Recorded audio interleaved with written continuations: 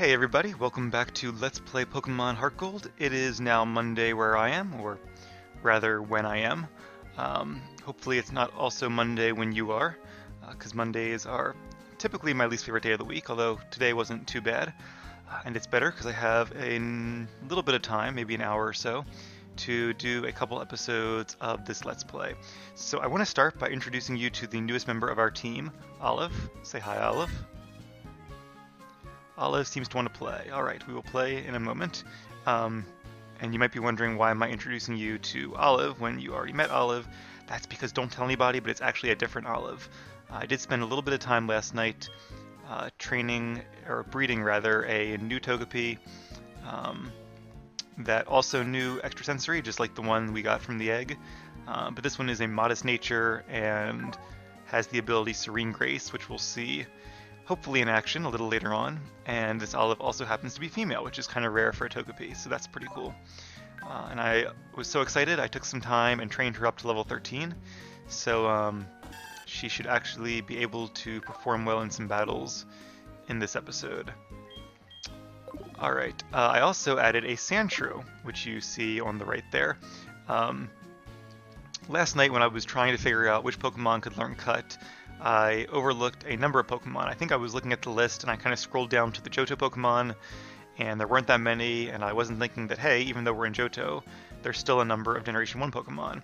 And even though I did look up Paris and a few others, I thought they couldn't learn Cut because Bulbapedia has been updated for the Generation 7 games, so on the main page it only has moves they can learn in those games, and apparently there are no HMs in Pokemon Sun or Pokemon Moon, so that's why Cut wasn't listed. So that's what I get for trying to look up things at like 1 o'clock in the morning, but it turns out that Sandshrew can learn Cut and Paris can learn Cut, so I could have gone ahead and gotten a little bit further last episode, but all is well that ends well.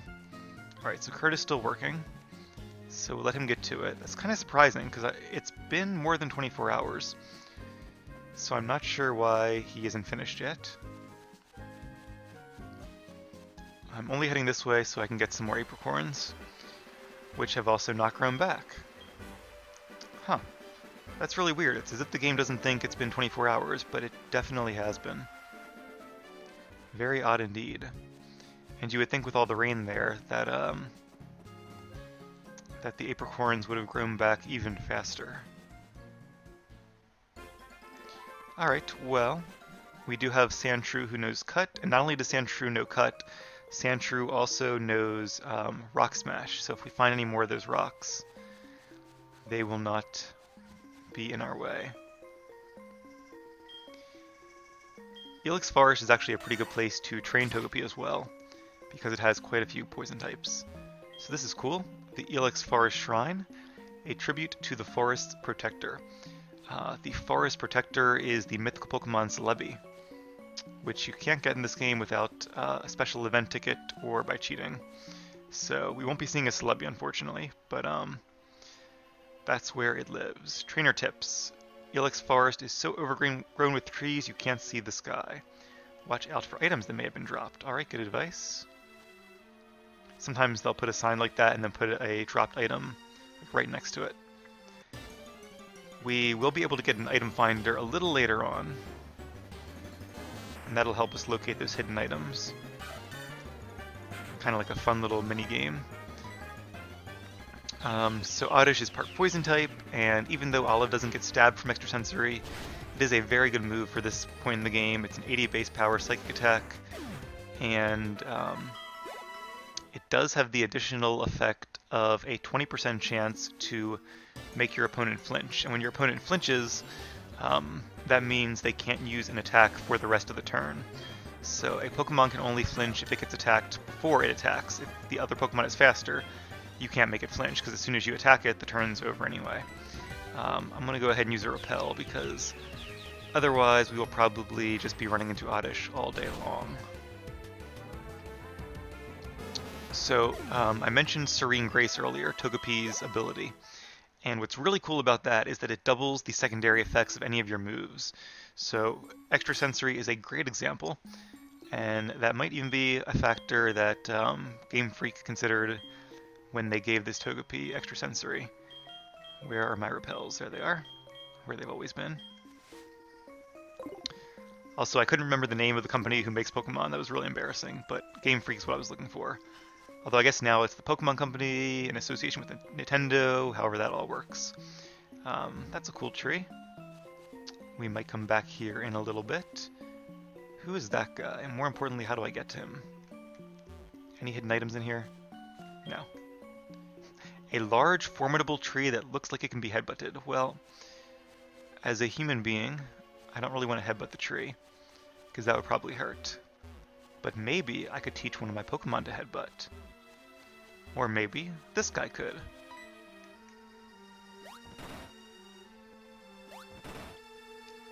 He doesn't seem to mind headbutting. Guess he has a hard head, as they say.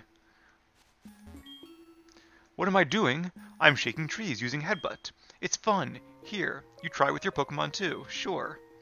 So he is a move tutor, and he will teach as many of your Pokemon headbutt as you would like.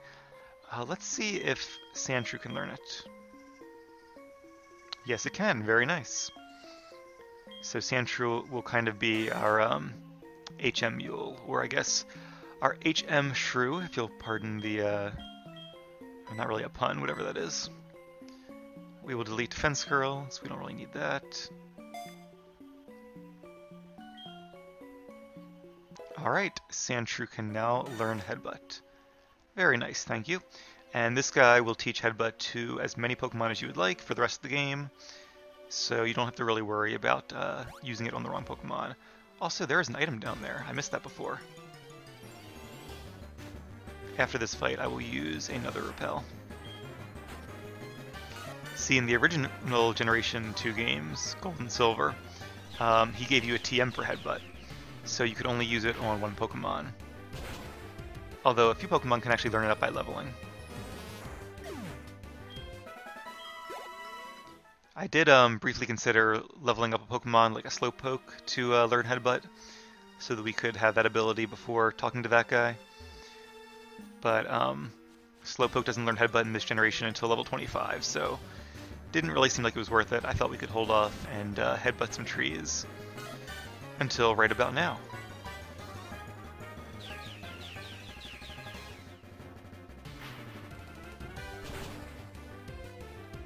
Alright, good job, Olive. That Oddish didn't stand a chance, and I'm glad that Olive is getting some experience because even though Olive knows a very good attack and has a very good ability and a good nature, Togepi still isn't really the strongest Pokemon, so it definitely can use all the help she can get.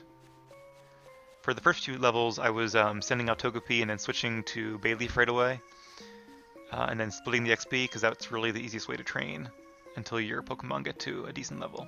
Alright, so we are going to go ahead and headbutt this tree and see what Pokemon jump out.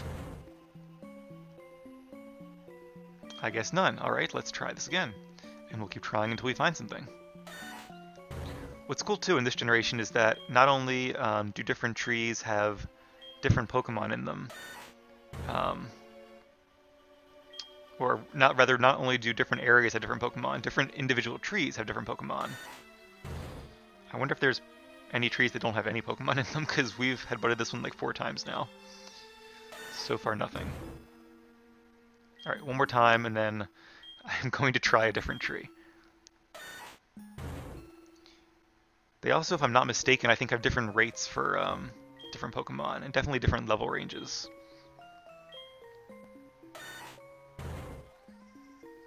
I promise you there is a method to this madness. I'm not just headbutting trees all day without a purpose.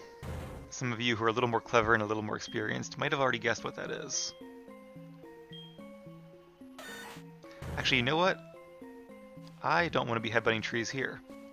In fact, I'm wondering if you can't even find Pokemon in these trees by headbutt. I would be very surprised. That would seem really dumb to give you the move in one area. Ah, sorry. And then not let you use it in that area, even though there are trees that allow you to headbutt them right all around us. Let's make this a little more interesting and use Metronome, see what move we get. When I was training, I was getting some really lucky rolls. I had Mist Ball and Dragon Claw, Teeter Dance, so that confuses your opponent. That's okay. Heater Dance is a pretty uncommon move. I think Spinda can learn it, maybe a couple other Pokemon. Oh, Thunder. Well, that's a really good move, but not entirely accurate as you saw. I remember there are some players on YouTube who would have Metronome battles where they would bring 6 Pokemon who knew only Metronome, or they would at least only use Metronome. Those made for some really interesting battles. There was no skill involved, it's all luck, but they were really cool to watch. If you ever get bored of watching me, which I hope you don't, Google or YouTube Pokemon Metronome battle. Alright, Giga Impact is a very powerful move. One of the best in the game. 150 base power, normal type, which means we get same type attack bonus. The only downside is that it makes you recharge the next time, or the next turn. It's basically the physical equivalent of Hyper Beam. And Togepi doesn't have a great attack stat, but it still did so much damage that poor Oddish did not stand a chance. Alright, so we can headbutt trees here in Azalea. Let's go ahead and headbutt some of these trees. A little bit of an embarrassing story. I remember when I first started playing Pokemon, like the original blue version, and I think I caught like a Drowsy or something that had headbutt.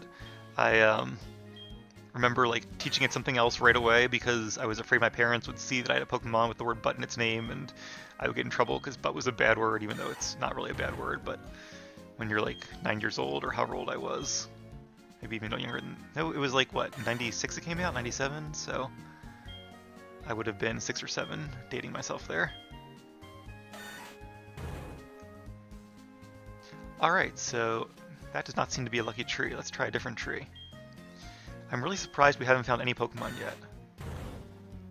I would wonder if maybe Repel was carrying them away, but our Repel is worn off. And what do we have here? A Sparrow. Not too interesting. Only level 4, so let's use Metronome again. Scary Face. Scary Face lowers an opponent's speed by 2 stages. If it hits. Pain Split. Okay, that's a Ghost type move where it adds up both your health and then divides them. It's one of the only healing moves that Ghost type Pokemon get. And it used to be really useful in some competitive battling. I know Dusknoir used to do it quite a bit. Crush Grip, I really don't know. I think it's a normal type attack. I forget who gets that. Maybe like Ursaring. And you know what? Let me go ahead and switch. You know what? We'll keep All About. So I might be doing a little bit of headbutting here until I find the Pokemon that I'm looking for. But I promise it'll be worth it. And that's actually okay, because I do have a lot of things that I've been wanting to talk about during this Let's Play that I haven't had a chance to yet. And of course, as soon as I say that, what do we find but the Pokemon I am looking for? Heracross. Heracross is going to be the 3rd addition to our team. He will require a little bit of training. I'm going to switch to Ghastly because I'm pretty sure Extrasensory would be a one-shot, and Metronome, who knows what that's going to be. Whereas Ghastly is like the perfect Pokemon for catching another Pokemon. I could use actually, Ghastly unintentionally is a great Pokemon catcher. If I was facing one of the few rare Pokemon that can run away, I could use Mean Look to stop that. Luckily, Heracross, I'm pretty sure, does not run away. So we're just going to start licking. And in fact, I wish I hadn't done that as soon as I did that. And that's why. Okay, so Heracross is paralyzed, and you might be saying that's a good thing because now it's a little easier to catch, which is true, but I should have put it to sleep because putting it to sleep is like twice as big of a bonus as being paralyzed. Endure is actually nice, because if I had used a move that would have killed it, Heracross would have survived with 1 HP, which would have been like perfect. Do I risk using a Lick and maybe critical hitting? Or do I just go for it? Let's Lick. I think it's a 1 in 16 chance of critting. Okay, good. We didn't crit. I suppose there's always a chance that Heracross used Endure twice in a row. But, or is it Endure or Inure? I can't remember, even though I just saw it. So let's go ahead and find a Pokeball, and this is the reason I bought those Nest Balls a while back.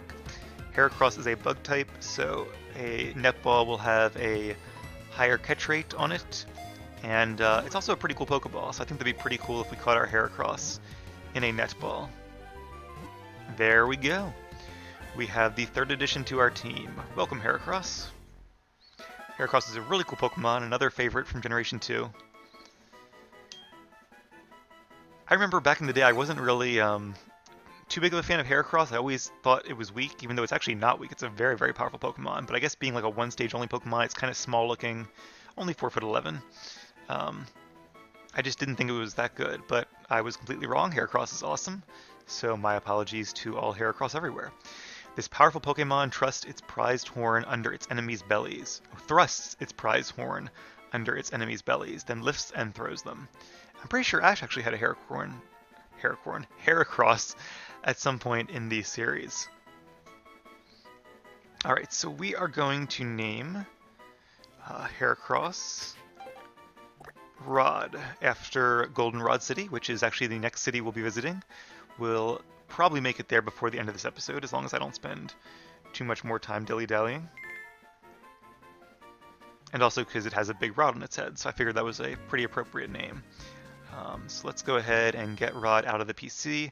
I won't really be using him in this episode because I do want to do some off-screen training, get him to maybe level 12 or 13 or so. Alright, we are going to move Pokemon. I love that feature. And there's our old Togepi. I kept it just in case we have to show it to Professor Elm. We are going to put Geodude in the PC because Geodude is awesome, but we just don't have that many spots in our inventory, or in our party rather. Ghastly, I really want to keep Ghastly, just because it's a good Pokemon. It has some good immunities and resistances, and it's a decent level. Hoot Hoot we'll probably keep because we'll eventually need it for Fly. Sandshrew knows some good moves, so for now it's going to be those three and our 3 party Pokemon. Let's heal up so I can get some power points back and recover that little bit of HP. And then we're going to go ahead and try one more time to make it through Ilex Forest.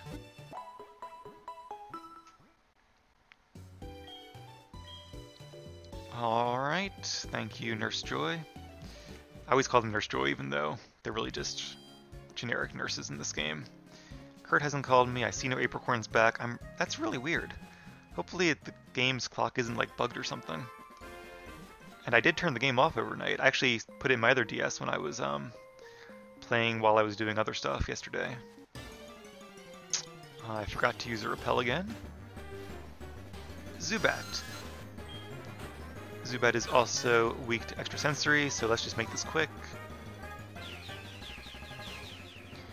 I'm torn because Metronome is a really, really fun move, but it's not as good as extrasensory. Or rather, it is as good or better maybe like 25% of the time. The rest of the time, it's probably worse. Even by Generation 4, there are just so many more status moves than there are damaging moves. And some of the damaging moves are conditional or aren't that good. So, nope, didn't want to save. Bag. Alright. So what else did I want to talk about? I did look up Roost. That was something I meant to mention a little while ago. I was thinking that Roost removed a Pokemon's flying type until that same Pokemon made another attack. And I don't know why I assumed that, because apparently that's never how it worked. It was always just for the rest of the turn it lost its flying type. And because Pidgeotto was slower, and a new turn started before I used Razor Leaf, that's why my Razor Leaf was not very effective. So that was a bit surprising. Repel wore off. Oh, it's this lady again. Or at least somebody who looks like her. Kimono girl, lost and all alone. Poor girl lost in the dark Ilex forest. What?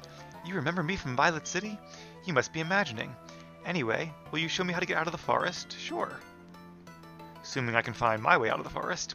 You will? Aren't you lost as well? How do you know how to get out of here? Togepi knows the way, see? Wow, are you going to show me how to get out? You are such a smart Pokemon. See you. Wait, Togepi. Oh, I guess Olive just had to kind of point. Alright, good job, Olive. Listening to the sound of rustling leaves. I like they programmed quite a few... nope, don't want to do that. Quite a few different options for when you speak to them. Ether is a cool item. It restores the power points of a Pokemon's moves. Kind of like a potion, but for PP instead of HP. You'll also notice I have a Shiny Stone. While I was doing some trading with another version, I decided to go ahead and trade over a Shiny Stone. Shiny Stone is going to be an item we'll use to eventually get Togepi to its final form. Even when it gets to its second stage, Togetic, I can't get over there because I need Surf. I'm still going to wait a while to evolve to its third stage, so I don't want to make it too powerful right away. But if I waited to find it in this game, I'd be waiting until like a long, long time from now, like 30 episodes from now or something crazy like that. So I will evolve it to its third stage, but only once our other Pokemon are all about the same point. Oh, we got a TM. Is that Double Team? I always like guessing what the TMs are. Taunt, okay. I feel like TM12 was Double Team at one point. It's funny how when you learn something as a child, like your memory is just so good and so raw as a child that things that I learned that are totally useless, that I haven't thought about in 15 years probably, like the fact that TM12 is maybe Double Team, maybe I'm totally wrong, but I have this little voice in the back of my brain that just like knows that from when I was like 12 years old. That's crazy. Alright, trainer tips, north the goldenrod, radio towers giving away radio cards, that sounds cool. But let's face this trainer first. This is where I do my training. Oh, well, that makes sense. You are a trainer. Youngster Samuel. So I could do the safe play and go for extrasensory, but let's have a little fun. Metronome. Water Spout. Water Spout is a really good move. I think it can only be learned by like Kyogre, who is a very powerful legendary, and Whale Lord, since they're both whale types, or whale-ish Pokemon.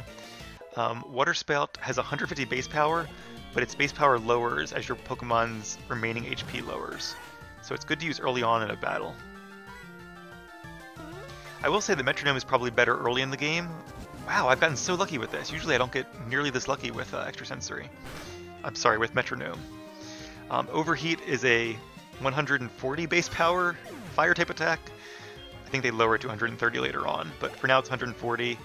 As you can see, it lowers my special attack by 2 stages. That's not great, but it's definitely a one-shot on anything this youngster has. So this Sparrow is faster. Now my special attack is 2 stages lower, my attack is lower. I don't really care that the attack is lower because I don't have any physical attacks. Magnastorm is also a great ability. I think it might be Heatran's signature move, and I don't really remember what it does.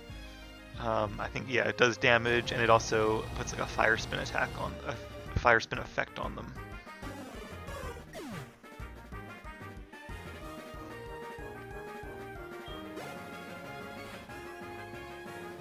Alright, last Pokemon is another Sparrow. Let's go for one more Metronome. Hopefully our luck does not run out. Something else I was thinking about too. Oh, Psywave. Psywave does anywhere between half your level and 1.5 times your level in damage. So that could do between 7 and 21 damage, and it looks like it did towards the upper end of that range. Sparrow can keep growling me all day, and that's fine with me. Well, I shouldn't say my attack doesn't matter, because Metronome can obviously choose a physical attack. Magic Coat, I don't remember what that does. That's like a Wobbuffet ability, maybe. I do not know everything. Reflect, you guys know what Reflect does. It has the damage from physical attacks for 5 turns. That's pretty useful here. I would have rather had a damaging move, but I'll take it. Natural Gift. I don't remember what that one does either. I know I've seen it. I think it's like a Generation 3 move. And it depends on like where you're at, but that's all I can remember. Embargo means Sparrow can't use held items, but I don't think it had a held item. Alright, 2 more Metronomes, and otherwise I'll just use an extrasensory and finish it off. Gyro Ball. That did almost nothing because my attack is so low.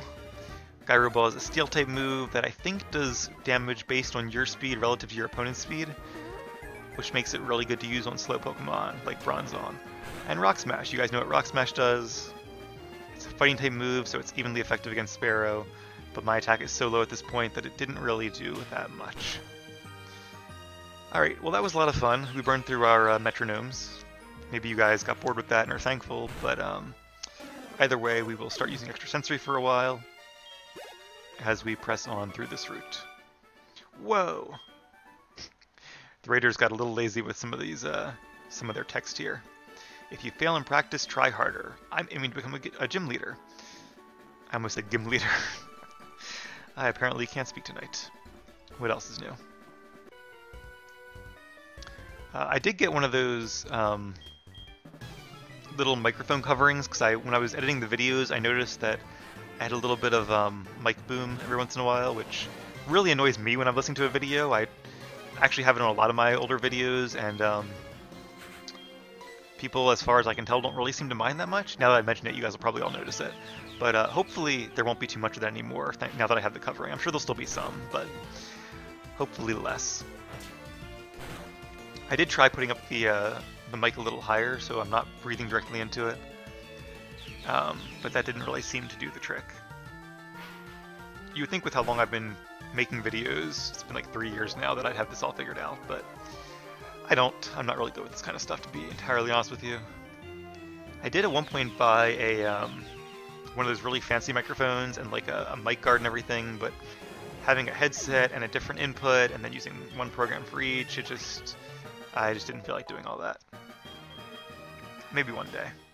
Yawn. Yawn is a pretty good move. I will forget. So Sweet Kiss, I think, confuses my opponent, and Charm lowers their attack by quite a bit. Let's forget Sweet Kiss. So Yawn is kind of like Hypnosis. It puts a Pokemon to sleep. Yawn does have a 100% accuracy chance, unlike Hypnosis, and unlike almost all sleep moves. But what's cool about Yawn, or what's maybe unfortunate about Yawn, is that it has a delayed turn. So it makes Pokemon sleepy, but they don't fall asleep right away. They fall asleep the following turn. So that kind of balances it out when it comes to like a competitive battle. Yawn can be useful, or at least used to be useful. I think the metagame has become a lot more fast-paced recently. But Yawn was nice because it forces your opponent to decide, do I switch out, thus giving my opponent a free turn to do whatever they want, or do I keep them in and then they fall asleep? So it's a really nice strategic attack. And unlike other sleep moves, like I said, it does have 100% accuracy. Why does it end this way? I think the only other move to have 100% accuracy is Spore, which is why it's one of the best moves in the game. Alright, Repel is gone, but it doesn't really matter because we're not in tall grass. I'm the best in my class. Must be another youngster, or maybe a schoolboy? Not sure if schoolboy is a trainer class in this game. I don't think it is. Alright, Mankey. Mankey is a fighting type. That's good for us because we know a psychic type attack. And Mankey is faster. Olive is actually... I kind of take back what I said before. Togepi has some good stats. It has a decent special attack stat, good defenses. I think it has low HP, but it does have low speed. It's pretty slow. And if Mankey knew like Karate Chop or something, that could have been bad, because Togepi, being a normal type, is weak to fighting type attacks. Now, for those of you who have played the more recent games, you might be saying, wait a minute, I thought Togepi was a fairy type, which is true, but keep in mind that we are in Generation 4, and the fairy type does not exist yet. Fairy was added in Generation 6, much later on. There were originally 15 types, then they added Dark and Steel to help with the balancing in Generation 2. Another big change, which was really cool and really exciting back in the day. And at that point, they seemed to think they had it pretty well balanced until they realized that dragons were a little too powerful, which is fine with me, because dragon is my favorite type, and they're dragons, they should be powerful, but just my opinion. So they added fairy types, which, in my opinion, is kind of heavy-handed. Alright, well, I'll go ahead and give them my phone number. So now dragons really aren't as good as they used to be, and actually fairy is arguably the new best type, so I think fairy is kind of OP, because all it's weak to is steel and poison, which are not very common types. Oh, it's Lyra. I guess that's her grandfather. So anyway, long story short, I'm still a little bitter about fairies becoming better than dragons, but they're good Pokemon anyway. And for this game, Togepi is not a fairy type, it is a normal type. Good work, Grandpa. The Pokemon you raised for me has been as healthy as can be. You look fit, too. Hi, Joe. Let me introduce you. This is Joe. He's a trainer. He seems to be getting better at raising Pokemon. Well, not as good as you, Grandpa, of course. Follow me, Joe. Didn't get to even say hi to her grandpa.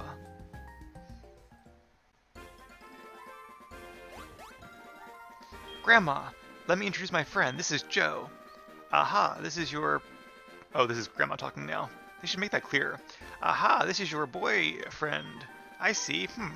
Typical Grandma. What, Grandma? What are you talking about? He just happens to live nearby. Haha, I know. Since you brought him here, Lyra, you must be sure about his talent. Right, Joe, come and see us anytime. Well, I better go now. See ya. Oh, I almost forgot. Here's my number. So her grandmother calls me her boyfriend. She gives me her phone number. Taking some hints here. Alright. So apparently you can call her to learn more about different towns. Yeah, she came to the same thought I did. But we already kind of know all there is to know about most of these towns. So what's cool here is that she can raise one of your Pokemon for you. Just like all daycares, they will hold your Pokemon and they can level up.